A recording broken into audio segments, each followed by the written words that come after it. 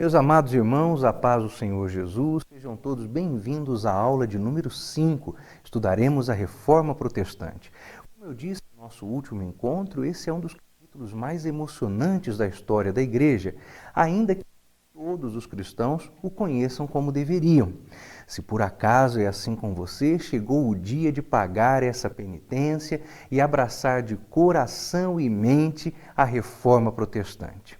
Nós vamos dar início e o meu desejo em oração é que o Pai Celestial abençoe você, abençoe o seu estudo, abençoe também a mim, a equipe da ETAD envolvida na gravação, na edição, na publicação desse conteúdo. Se você puder avançar comigo e verificar o esboço da nossa lição, é um esboço muito simples, são 4 pontos apenas. Nós vamos falar sobre Martinho Lutero, as indulgências, também vamos falar sobre as reações do Papa às teses de Lutero e Lutero havendo sido excomungado da Igreja Católica. A Reforma Protestante foi um movimento religioso, um movimento amplo, de alcance em toda a Europa, concentrado no século XVI, mas antecipado por iniciativas anteriores a ela própria. Nós podemos citar algumas dessas iniciativas, por exemplo, os valdenses nas regiões alpinas, Cliff na Inglaterra, também temos na região da Boêmia os hussitas. A Reforma foi um evento religioso, sem dúvida, mas havia ao menos 3 contextos que nós não podemos separar dela. O histórico, político, porque as nações-estados estavam emergindo na Europa, e esse é um momento importante, especialmente na Alemanha e na Confederação Suíça. Também o contexto socioeconômico, por causa do crescimento urbano, expansão do comércio, transição para uma economia monetária, surgimento de novas tecnologias, especialmente a imprensa, que promovia uma nova classe média, e também havia um ambiente de descontentamento dos camponeses. Em terceiro vem o contexto intelectual, principalmente no período da Renascença, especialmente por aquilo que se chama de humanismo cristão, que estava concentrado no norte da Europa. Não se tratava de um caminho marcado apenas pelo trabalho isolado de Lutero, como se ele fosse o grande cometa que arrastou atrás de si a Europa e a Reforma Protestante, mas nós temos uma constelação inteira de servos de Deus que ao longo de algumas décadas trabalharam pela Reforma. Evidentemente, Lutero é, sem dúvida, de todos esses luminares o mais brilhante, mas não era o único. E devemos dar algum destaque a Erasmo de Roterdã. Erasmo de Roterdã era humanista e ele dedicou-se ao estudo das línguas, especialmente o grego, e ele organizou uma versão grega do Novo Testamento usada por todos os teólogos, especialmente na Reforma. Vamos agora rapidamente comigo a Wittenberg, que está marcado aí no mapa. Observe a posição dessa cidade. Ali estava uma faculdade e o trabalho de Lutero naquela universidade foi de grande destaque para a Reforma Protestante, para o contexto de oposição ao catolicismo medieval. Mas nós devemos observar que em outras partes da Europa também aconteceram movimentos de reforma, alguns deles completamente independentes de Lutero, como por exemplo o de Zwinglio, em Zurique, na Suíça. Nós devemos observar também que temos movimentos de reforma de grande veia missionária que acabaram espalhando o calvinismo por várias partes da Europa. Assim, Lutero é de fato o grande destaque, mas ele não é o único. E a Reforma Protestante mudou completamente o mundo, mudou a Europa continental como um todo. Nós vamos então estudar bastante esses personagens agora e vamos verificar quais são as objeções que os protestantes faziam ao catolicismo. O alvo que os reformadores atacavam poderia ser descrito em termos gerais como o catolicismo medieval. Em contraste a esse catolicismo corrompido, eles ofereciam a fé primitiva dos apóstolos, dos pais da igreja. E nessa fé, eles se recusavam a aceitar os abusos papais, por exemplo. Esses abusos abusos eram teológicos e eram práticos. Esses abusos estavam sempre ligados com a penitência, com o perdão. Nós observamos que na questão das indulgências, que é a compra de perdão, qual Lutero se levantou nas suas 95 teses, Lutero afirmou o seguinte: a verdadeira tesouraria, eu já vou explicar esse termo, tesouraria da igreja é o Evangelho de Deus.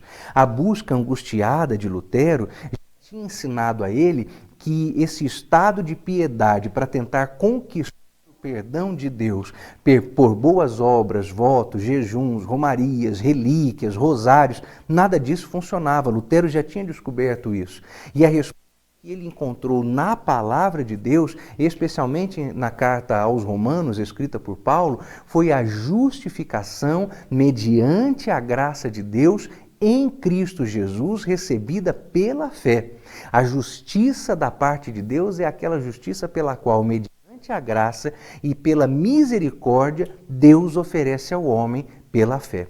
A justiça de Cristo, que é creditada em favor do cristão, dá ao cristão a certeza de que, diante de Deus, ele pode ser, embora pecador, salvo, perdoado. A vida do cristão precisa ser uma vida penitente, mas não era para ser uma vida de penitência, porque a penitência não convence a Deus a dar o perdão, mas o cristão penitente é aquele que se humilha, reconhecendo que precisa do perdão. Isso era muito diferente da fé falsa, comercializada do catolicismo medieval. Aliás, sobre falsidade, é preciso recorrermos ao que estava sustentando a autoridade papal, porque eram argumentos falsos. Os reformadores até estavam dispostos a aceitar um papado reformado, só que o papado já estava tão corrompido que, para os reformadores, o nome pelo qual o Papa devia ser chamado é o anticristo, porque era assim que ele era e é mesmo. É algo que seguia pelo espírito do anticristo. Outra coisa que estava perturbando os reformadores era a maneira como a palavra de Deus estava relacionada aos interesses dos homens, quer pelo escolasticismo, quer pelas interpretações alegóricas.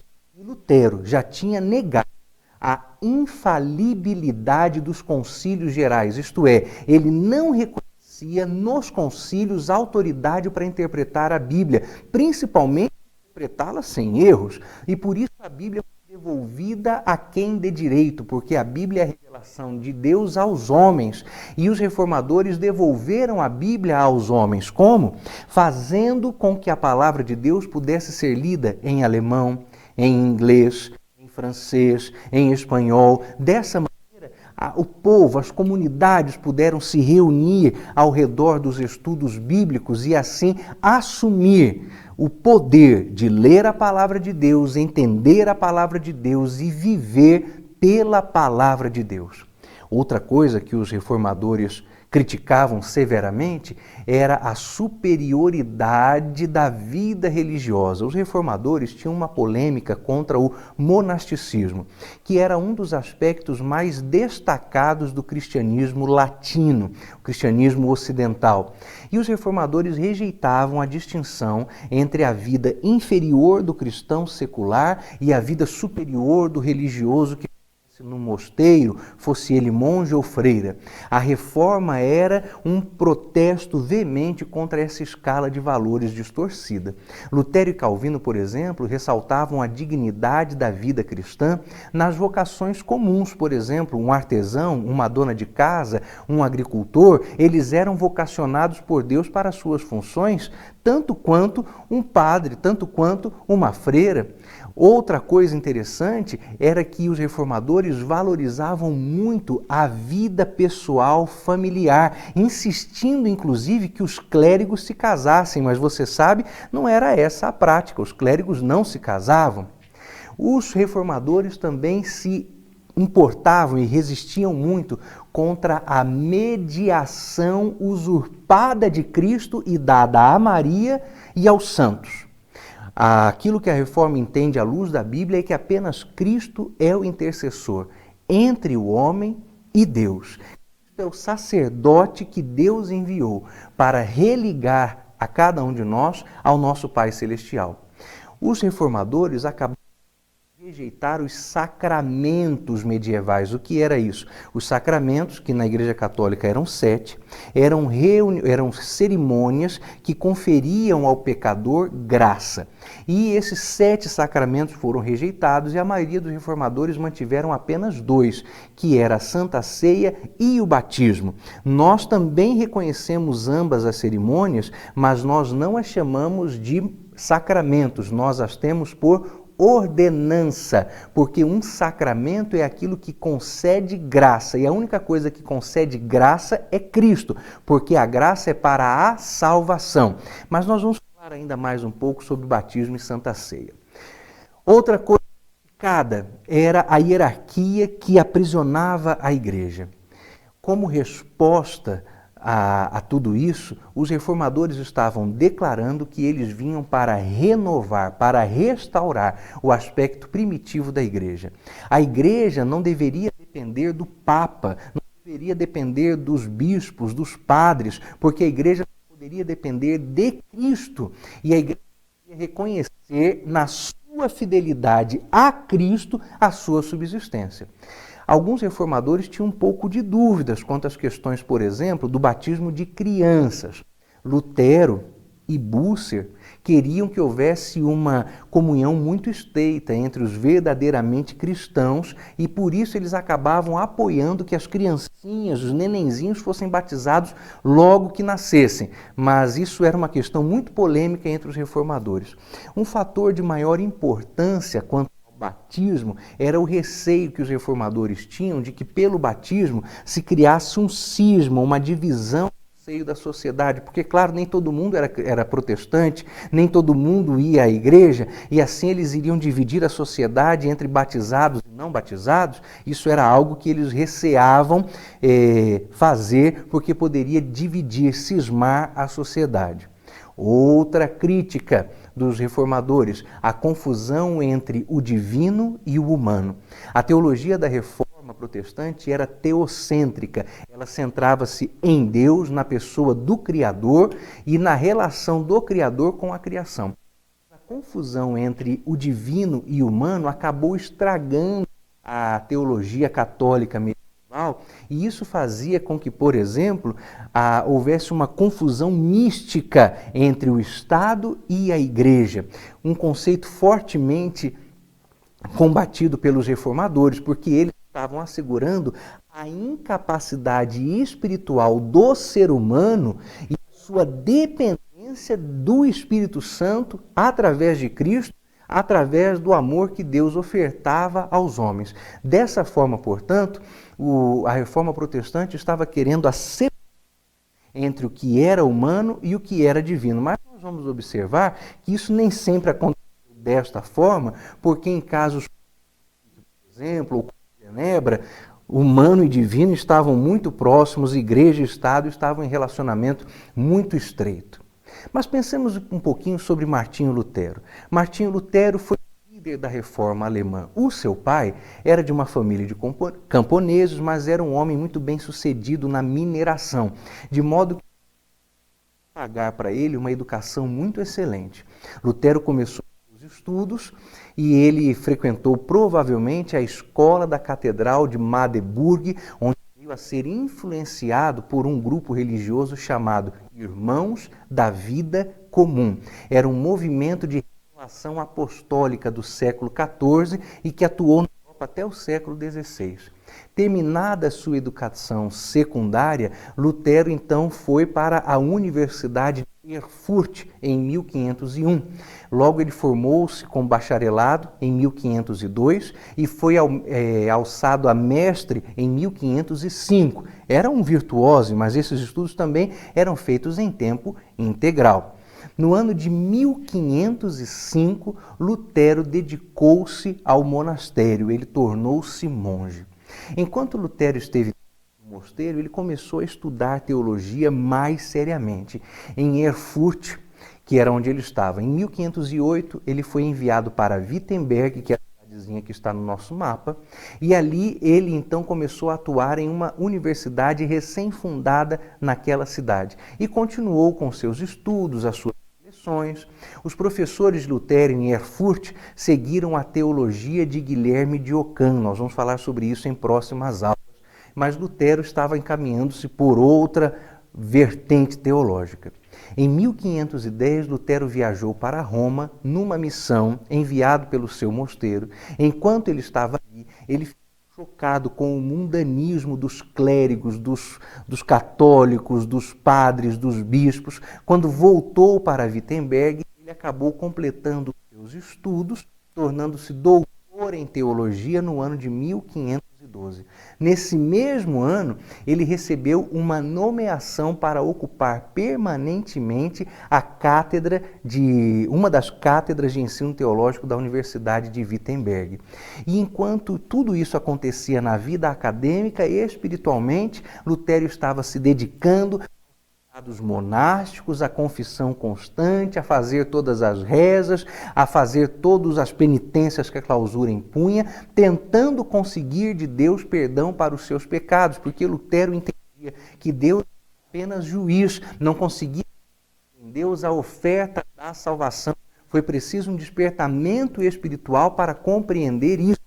E quanto mais Lutero se apegava às Escrituras, tanto mais ele ia se distanciando do papado nos seus estudos, e foi assim que ele gradativamente conseguiu entender o conceito bíblico da justificação do pecado. A reforma, especialmente, começou no mês de outubro de 1517, quando Lutero protestou contra as indulgências nas suas 95 teses. Essas teses foram traduzidas para o alemão, foram impressas, distribuídas em todas as partes da Alemanha, e isso acabou dando origem a uma tempestade de protestos contra a venda das indulgências. A venda das indulgências havia sido seriamente prejudicada, então o papado procurou calar a boca de Lutero. Primeiramente, Lutero foi confrontado numa reunião realizada em Heidelberg em 1518, mas ele aquele debate de Heidelberg para defender a teologia dele e acabou fazendo novos convertidos àquilo que estava ensinando.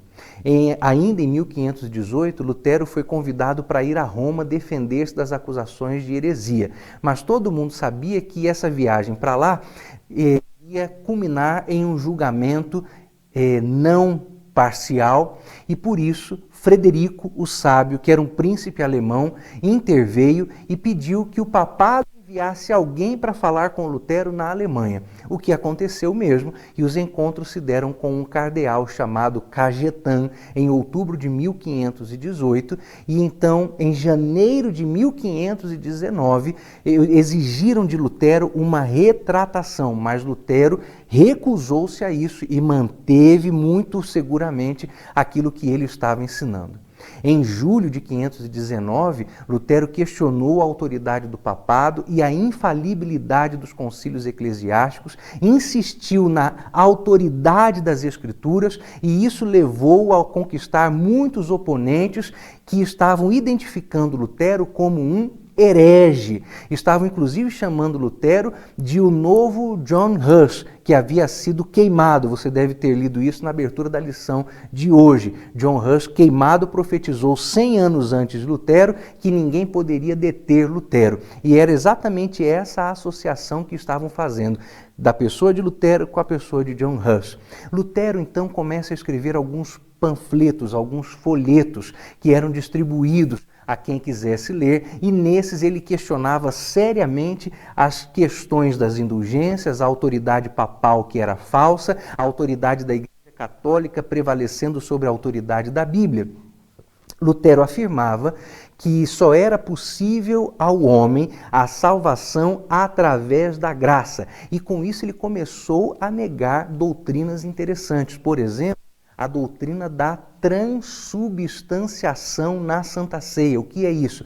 Que os elementos da Santa Ceia, o pão e o vinho, de substância, e de fato eles se transformam no corpo de Cristo na hora da Santa Ceia, da missa da Eucaristia. Se isso fosse verdade, significava então que todas as vezes que o padre partia a hóstia, estava outra vez sacrificando Jesus. Então quer dizer que no catolicismo medieval e no de hoje, todo dia de Eucaristia, toda reunião de Santa Ceia, Cristo é sacrificado na mesa do Padre. E isso estava invalidando o sacrifício de Cristo, que era suficiente e único lá no Calvário, acontecido em Jerusalém.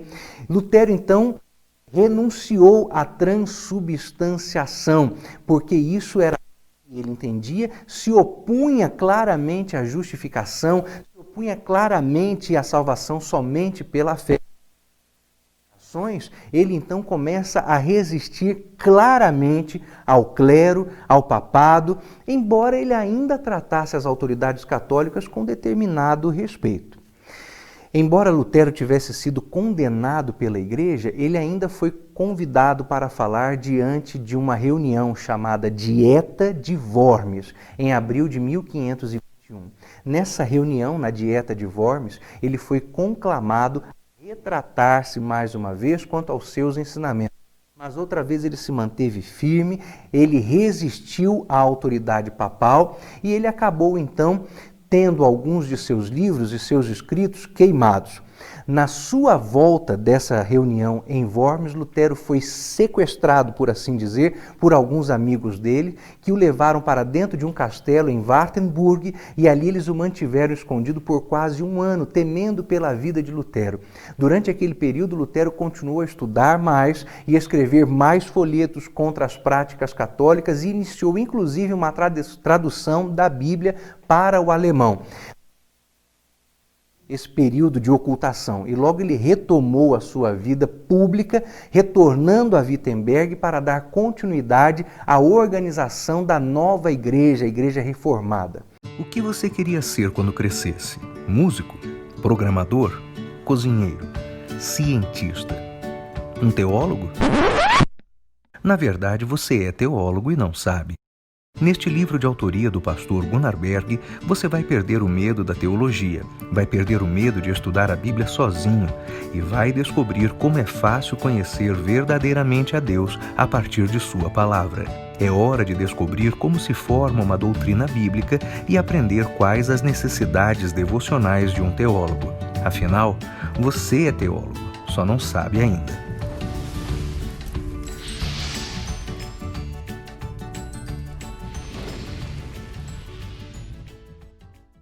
Lutero casou-se com uma ex-freira, teve 6 filhos. A história diz que uma vida familiar próspera, feliz, mas apesar de ter um casamento e uma família bem estruturada, a sua vida como um todo foi marcada por sofrimento, porque ele sempre esteve envolvido em polêmicas, principalmente pela maneira ríspida como Lutero falava e respondia aos seus opositores. Em 1525, Lutero responde por escrito quando alguns camponeses vêm até ele para reclamar de algumas insatisfações. E ao invés de ouvi-los, Lutero acabou escrevendo um folheto chamado Contra os Rebeldes Camponeses. E isso criou uma grande celeuma entre ele e os camponeses de Wittenberg. Então ele tinha um jeito um pouco difícil de se lidar, mas era alguém talhado para aquele momento da história. Durante toda a sua vida, Lutero manteve uma carga esmagadora de trabalhos. Ele escreveu, ele ensinou, ele organizou a Igreja Reformada, ele fez um trabalho que minou-lhe as forças e a saúde. No ano de 522, os seus seguidores começaram a usar o nome de Lutero para se identificarem. Eles passaram a se chamar de os luteranos. E Lutero então escreveu: nós vamos abolir os nomes, vamos nos chamar apenas por cristãos, porque é assim que recebemos daquele que nos salvou. E ele manteve-se então a favor do uso simplesmente do nome cristãos e não luteranos. Finalmente, em 1546, Lutero morreu enquanto estava numa viagem para arbitrar uma disputa entre luteranos da nobreza que estavam disputando questões teológicas e políticas. Mas Lutero voltou-se na sua vida às indulgências. O que é isso? A teologia das indulgências desenvolveu-se lentamente na Igreja Ocidental. A partir do século XVI, aquilo que era uma ideia tornou-se uma instituição católica.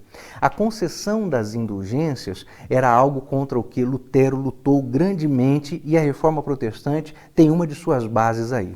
Os católicos romanos acreditavam na absolvição dada pelo sacerdote após o arrependimento. E aí o pecador arrependido recebia o perdão e a remoção do castigo eterno que o aguardava depois da morte. Contudo, o pecado também implicava em castigo temporal, castigo aqui para a vida terrena. E as indulgências, então, eram a possibilidade de que o elemento se livrasse das consequências temporais do pecado que ele cometia. Logo, então, as pessoas começaram a pagar para não serem punidas, castigadas temporalmente pelos pecados que elas cometiam.